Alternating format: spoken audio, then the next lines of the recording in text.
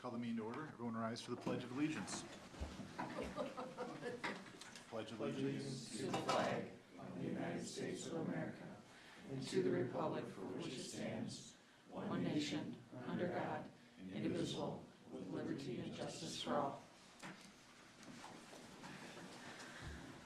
Mr. Mayor, would you like me to read the virtual meeting protocols? We have 3 people participating virtually tonight. Please. Everybody, welcome to the Elko New Market City Council meeting for January 26th of 2023. This meeting is being held in a hybrid format. This format allows the public to view and participate in the meetings through Zoom in addition to attending the meeting in person. As a result, in order to conduct the meeting in an orderly manner, certain protocols are to be followed. The host will keep all participants muted until public comment is requested or the public hearing is opened. The City Council will first solicit comment from those attending the meeting in person. At the appropriate time, the mayor or host will specifically solicit comment from the Zoom participants. Comment will be solicited from those participating via their PC or phone application. And if you wish to speak, please raise your hand virtually. I'll give a quick demonstration on how to do that. On your application on your phone or PC, if you go to the bottom menu and click on reactions, it will raise a small set of selections. If you then click on the raise your hand option, we'll be able to see that you have your hand raised and would like to speak, and you do the same to lower it.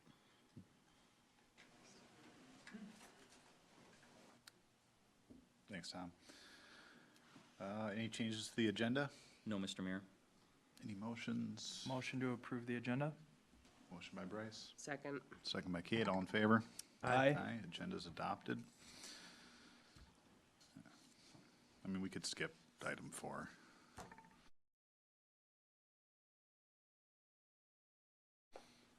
No, I'm kidding. No, let's do that.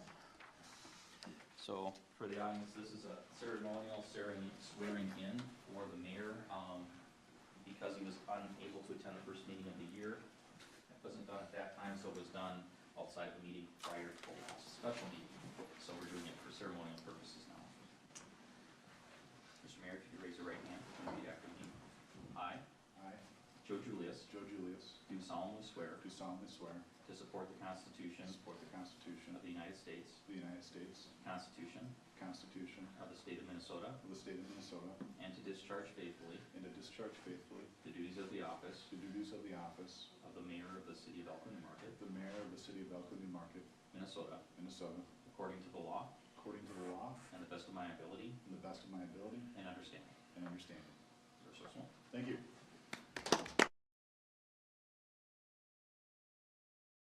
Okay, we have no presentations, proclamations, or acknowledgements, so we'll open it up to public comment.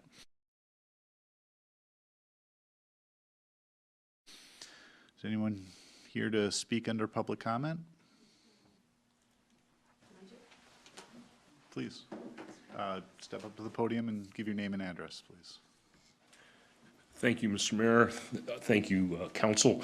My name is Bill Mercer, and I am the recently new Executive Director for the Scott County Historical Society. As you may know, the Scott County Historical Society is located in Shakopee, but we do cover the entire county. And so what I wanted to do is to simply introduce myself to assure you that we will be working with folks here in Elko New Market on various projects. One of the first things that I'll be doing later in February is to actually bring together all of the individual community historical groups that are here within the county.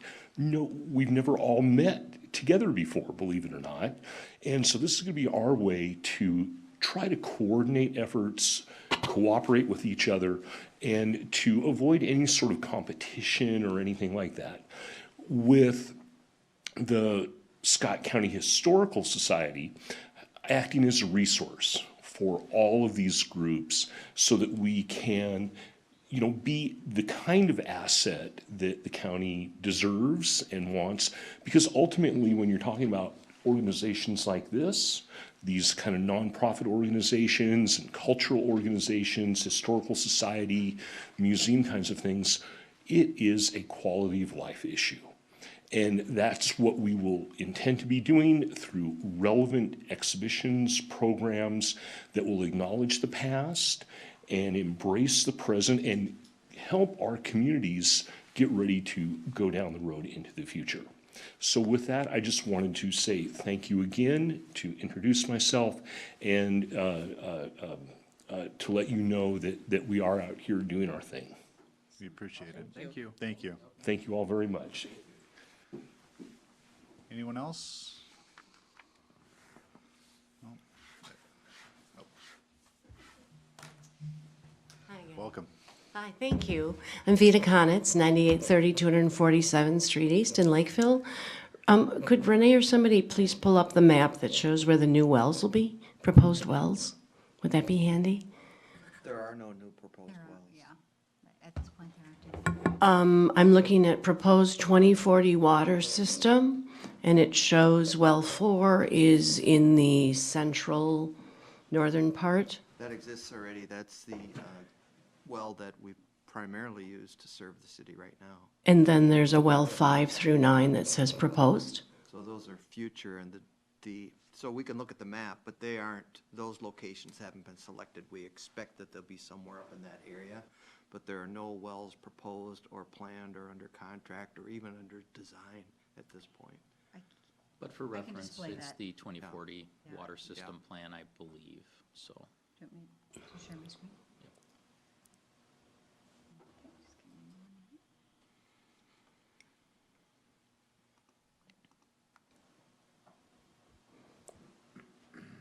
There we go, that's the one, thank you. So when we think about future growth, that could mean more wells, right? Because the community will grow. And when I looked at this, I was rather alarmed by 2 things. One was that all the proposed wells were near each other, which to me would increase the likelihood of drawdown and affecting the layers above the St. Jordan, like I talked about before, right, where they're leaky, and it would draw down from the Prairie du Chien and draw down from the surface waters and draw down from the river, the Vermilion River. So it just didn't seem like good placement to me because it's basically right on top of where the river starts. Also, about a half a mile from my house, so that raised my level of concern also. You're saying that this is not a proposed site, that you don't know where the wells are? Clearly are indicated as future, but any individual well, the siting is, I mean, we have a general idea that if we keep them roughly 5 feet apart, they're probably okay, but there's been no geologic study, no review of those specific locations to pick them. But that is the general area. The city owns that land, and it was big enough that we could get the typical spacing, minimum spacing we look for. So we showed them there.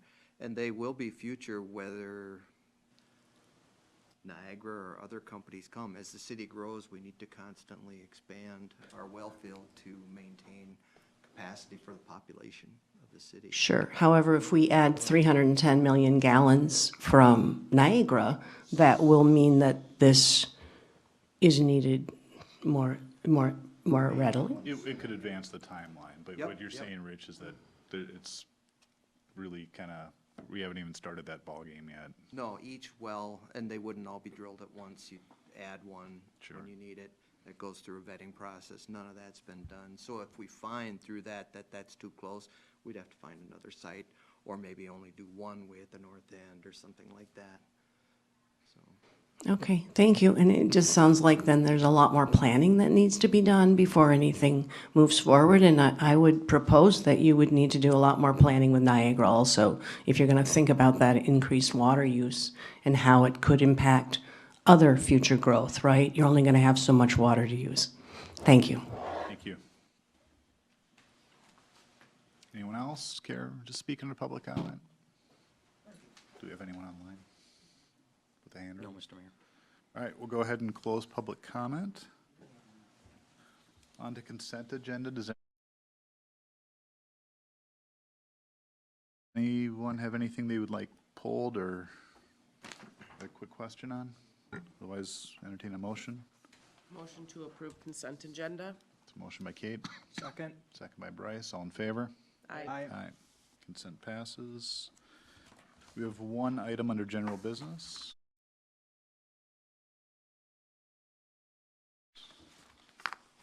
Yep, so the council had directed staff back in December to take a look at and return to the council for discussion regarding the age for eligibility in our senior discount program. The council had previously established the program a number of years ago, back in 2020, so 3 years ago. And the idea was to provide a discount to more mature citizens who were likely living on fixed incomes, to give them a relief from our relatively high base rates. And so what the council actually ended up approving was a 50% discount on both the water and sewer base rates. At the time that we did the analysis, we anticipated that participation in the program would be between 4 and 5% based on what other communities who had a program like this were seeing with regards to their level of participation. And those communities, quite honestly, had a more diverse demographic within their communities with regards to age than we did. So based on those projections, we were assuming, we assumed it would be around 72 accounts, and that the lost revenue combined to water and sewer would be about a little over $27,000. At the time, our financial analysis indicated that at that amount split between the two funds, it wasn't sufficient to have a meaningful impact on the health of the funds. As we move fast forward in time, for the purposes of this exercise, we went back and revisited the actual impact to the fund, which we really haven't conducted that analysis since 2020. We do know that our participation is double what we had anticipated, so therefore double what other cities are seeing. So it's a very popular program. So we're currently seeing participation around 130 accounts, or 9%. If we apply that same level of participation to a lower extended age, we use 62 years of age because that was the number that was requested during public comment and directed by the council, we would be looking at an additional 45 accounts, or an additional 3%. So we'd be looking at something around 12% participation of our total accounts in the city. And we'd be looking an additional reduction of, a total reduction then of almost $51,000 total between water and sewer, $27,300 in water and $23,004 in sewer. As we move forward, it's really up to the council to decide whether or not we want to extend it. The rationale for the 65, because that was one of the questions that we had, was that 65 is commonly used as an age-based qualifier for seniors. The rationale for it is when you become fully eligible for Medicare benefits, and for people who are currently in that age range, it's also when you become fully qualified for a lot of Social Security benefits as well. For those of us that are a little younger, it could be 66 or 67, but for the people that are now there today, it's 65. So a lot of programs use that because otherwise, if you're saying, well, are you retired, people would have to submit information. It would be very burdensome. It'd be very intrusive, and so it becomes kind of a very easy to administer catch mark that everybody that's 65, there's some that don't retire at 65, but most people at 65 you can assume are retired or very close to retirement age. So that's why the number was selected at the time. The council's being asked to provide direction on whether or not we make a change from that to move to something else, for instance, down to 62 years old. From a budget impact analysis, we did take a look at that. Kelly ran some numbers for me, and I got them yesterday afternoon. I took a hard look at them. Long and short, the impact to the fund obviously is notably higher than we had originally anticipated, but bearable within the account. The council just has to be aware that if we keep expanding the age, we're going to see continued drag on the finances of the fund. Basically, our reserves will not be as high as they otherwise would be. Now, if we reduce it to 62, is the fund going to puke out? There's my technical term again. I was going to ask you, so Yeah. I'm glad you mentioned it. No, but the line will flatten with regards to our ability to build reserves, get to where we are going to be in the future. It'll be just one more demand. Now, the modeling we did does not include Niagara, okay? Because it's not approved, it's not a sure thing, and so we felt it was conservative and appropriate not to include it. However, based on the financial modeling we've done with Niagara, that would change the equation, but we can only make a recommendation on what things are today. Thanks, Tom. Let's lower water fees. Let's lower it. And I think we're justified. 325F.71 in Minnesota statutes, that's where I got the 62 from. That's with, when it comes to like consumer protection and stuff like that. Seniors defined as 62 or older, so at least there's other precedent. You know, I know 65 is probably more common, DHS, elderly waiver, all that stuff is 65 typically, but if it doesn't puke out, I'm all for it. I'm all for Same. Yep. Do you need a motion of any sort? I don't see a resolution or anything. I think it would be nice to have a motion of direction from the council. So moved. And then- Second. All in favor? it. Aye. Aye. Then we'll return with the actual action item, which will be an ordinance amendment, Sounds good. changing the eligibility age. Thank you, Tom. We have no public hearings, so we'll get into reports.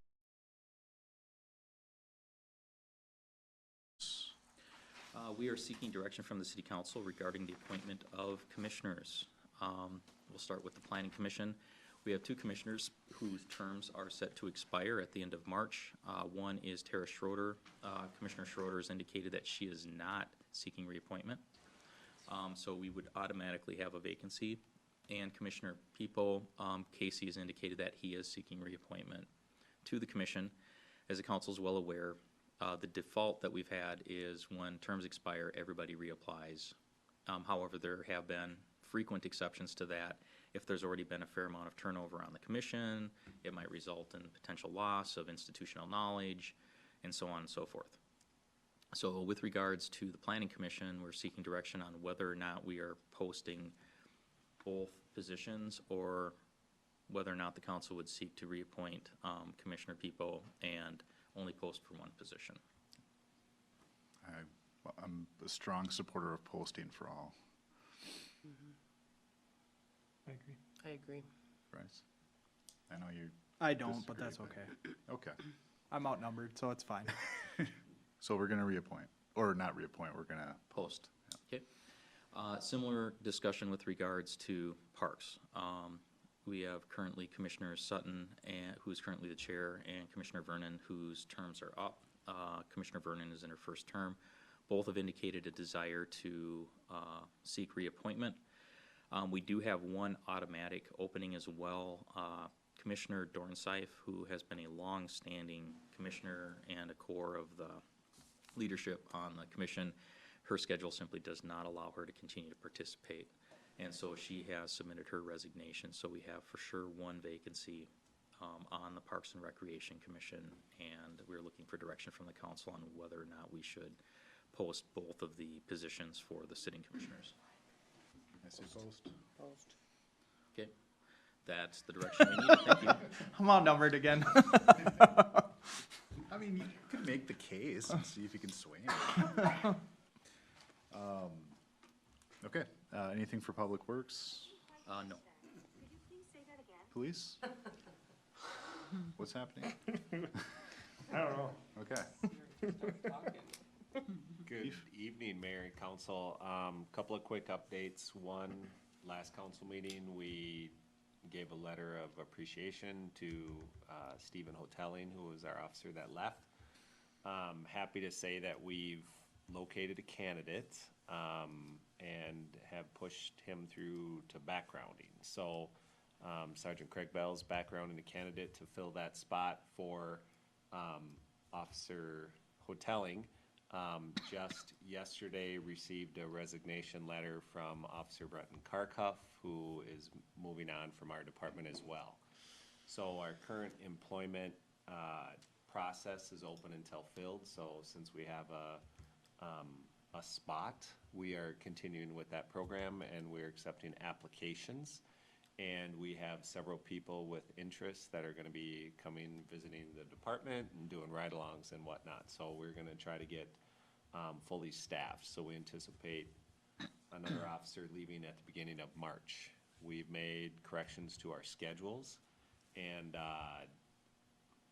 so we're gonna maintain that coverage the best we can. And as we continue on and look to fully staff our department. So that's an update on the hiring. I'm very happy to say our partnership with, if you saw in the memo, our partnership with Eagle View School, we were able to get over 100 pounds of candy for the Ronald McDonald House. That was a great success. They were very excited to get that. And then next meeting, I will not be here. I'll be out of town. So if there's any questions by the council or the mayor? How's morale? I mean, turnover's tough. Well, turnover is very tough. Our industry is much like, it's not unique, it's being crushed by the flight of the older officers. COVID hit hard. Social ills, if you will, that has kind of made law enforcement not a sought-after profession. We're seeing slight increases in students entering the law enforcement educational programs, but what it's created is this huge vacuum, and then it's allowed, in my 28 years in this profession, I've never seen it.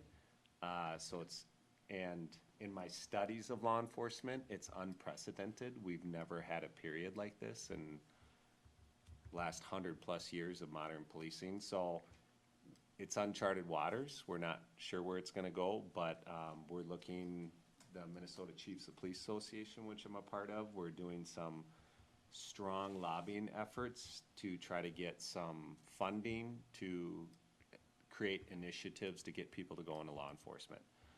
Bunch of creative, whether it's educational grants, whether it's financial incentives for people that do go into law enforcement to try to help. So we're doing everything we can. As a city, I can tell you we're not by any means panicking. The initiative that you just voted for is really helping. So yesterday we had a mandatory meeting and every staff member was there, and morale is high, and everyone is greatly appreciative of everything the city has done. Our incredible police department is a recruiting tool, and I've had several applicants state that's the reason why they applied here, because of our video, which shows what the community has invested. So I can tell you this, that community support is moving up the priority ladder for law enforcement, as you can understand. Law enforcement officers don't desire to work for communities where they don't have support in them. So that pushes up us to the top. And I've had two of our last candidates said they chose here because the video showed how much we're in the community, our report that we have online, and just us talking about the community support is huge. So morale at the office is fine. We understand, and we know that people leave for different reasons, and I'm very happy to say that not a one of them said it's because of the community support or our administration or our department. So that's helps me sleep at night that they're not leaving because of us. It's other reasons. So, and it's stuff we can't control. So thank you for asking, but the officers that we have, great morale, and they're just making the adjustments needed. Thank you. Engineering, No report. okay. Community development, I'll stand for questions if you have any. anything for parks? Hang on, Commissioner Wolf. No. Can I close. skip just before he's gotta go? What do you? I wanted to thank Commissioner Wolf. It's your show. whatever Yeah, you no, want. I just wanted to thank you and Commissioner Weckman-Brecky for the letter that Scott County sent to the Minnesota Board on Aging. So I now sit on the Trellis Board of Directors. It's formerly known as the Metro Area Agency on Aging. And Commissioner Wolf and Weckman Brecky signed a letter of support. We're going through a whole intrastate funding formula revamp, so I asked for support, and they jumped all over it, so thank you. Thanks. Thanks, sir. Oh, all good. Guess nothing to add to parks? No, Mr. Mayor. CCEC, nothing? Scale, next scale meeting isn't, what is it, next week? No, scale exec is next week, and then the scale general meeting is the following week. Any service delivery? Mostly lining up the upcoming agendas. There was some discussion related to the LETG, or Law Enforcement Information System outage that we had over the holidays, and the process for looking at its replacement system and the options that the county is exploring. Okay. I-35, Next meeting is February 9th, and the city's presentation has been moved to the March meeting, so now Elko New Market will present on our interchange on March 9th. I did get some information back from the chair, that they have never had public attend the meeting. However, they're not saying that the public can't come. They don't want a whole room full of people because they don't have the capacity for it in the particular room. And the chair also mentioned that she would not be taking any type of public comment during that meeting if the public did show up. So she wanted me to pass that on. any discussion by council? I got two quick things. Go ahead. One of them, just so you guys know, there's a bill going through, and maybe you saw this in the Metro Cities notes, but there's House File 198 and Senate File 455, which is the companion that may modify the open meeting law. So if you're sick, they're removing the requirement that it can only happen during a public health emergency. So it's passed out of the House, or it's passed through committees on the House, on the floor, and then it'll go through the Senate and likely go through that process. So still limited to 3 times a year, but it doesn't have to be within a public health emergency. So that'd be kind of cool. Be allowed to remotely participate then. If you're sick or a family member sick, yep. Nice. Or military, which was the other criteria, so. Nice. And then the other thing was, and I shared it with Tom, I was asked to sit on the interview panel for the new Prague superintendent hiring, so that'll be on February 22nd. So Assistant Superintendent Boothie asked that I sit on that and represent Elko New Market side, so. You're a great one to do that. Any other discussion? I just wanted to thank Linda for her work on the December 15th meeting minutes. We just approved those tonight, and reviewing all those minutes, she did a fantastic job, so. Lots of helpers, so I can't take all. Oh, good. Well, then, everybody who helped, Thank you. thanks to everyone who All of you. took care of those, because I think it was 80-plus pages, so. No, that's not easy. Anything else? Or any motions? Motion by Kate, Second? second by Bryce, all in favor? Aye. Aye. It's adjourned. Thank you, everybody.